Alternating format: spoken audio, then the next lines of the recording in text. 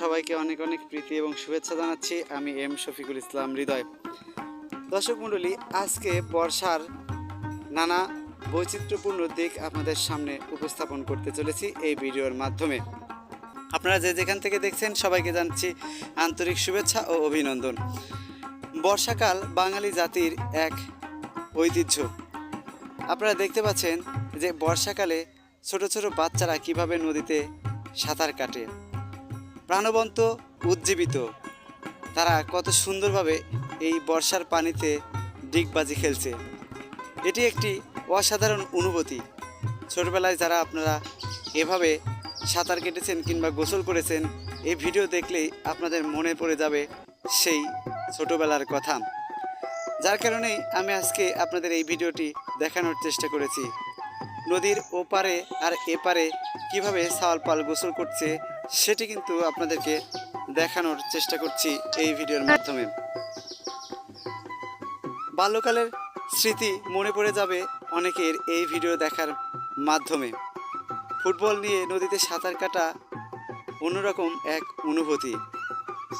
বর্ষা আসার সাথে সাথেই ছোট ছোট বাচ্চা পোলাপানের মনের এক রং ছুঁয়ে যায়।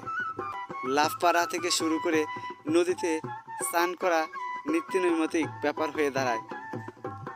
দর্শক মণ্ডলী, সময় সুযোগ পেলে আপনারাও কিন্তু গোসল করতে আসতে পারেন এই খোলা উন্মুক্ত জায়গায়। বর্ষার পানি যেন ঢেউ ছুঁয়ে যাচ্ছে মানুষের মনকে, হৃদয়কে। আজকে সেই ভিডিওই কিন্তু আপনারা মনোরম পরিবেশে দেখতে পাচ্ছেন।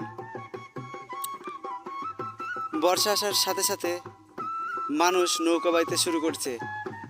গানে রয়েছে খেওয়া পার করা কিংবা খেওয়া, সেই কবিতার কথা মনে পড়ে যায়।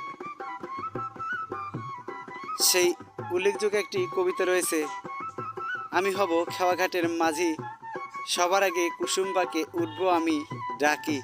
সেই ছড়াটির কিন্তু ছোটোবেলায় অনেকে পড়েছেন, মনে পড়ে যায়।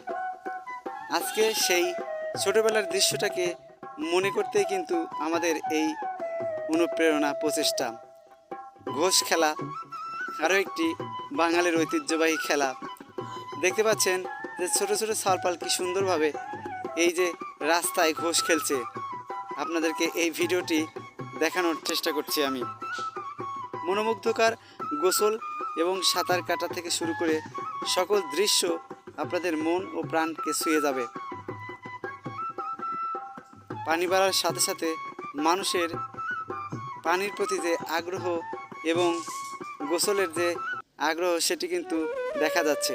আমিও তাই গোসল করার জন্য আমার সব ছোটো ভাইদের সাথে চলে গিয়েছিলাম ছুটে, এবং খুব মনোমুগ্ধকর পরিবেশে গোসল করছি।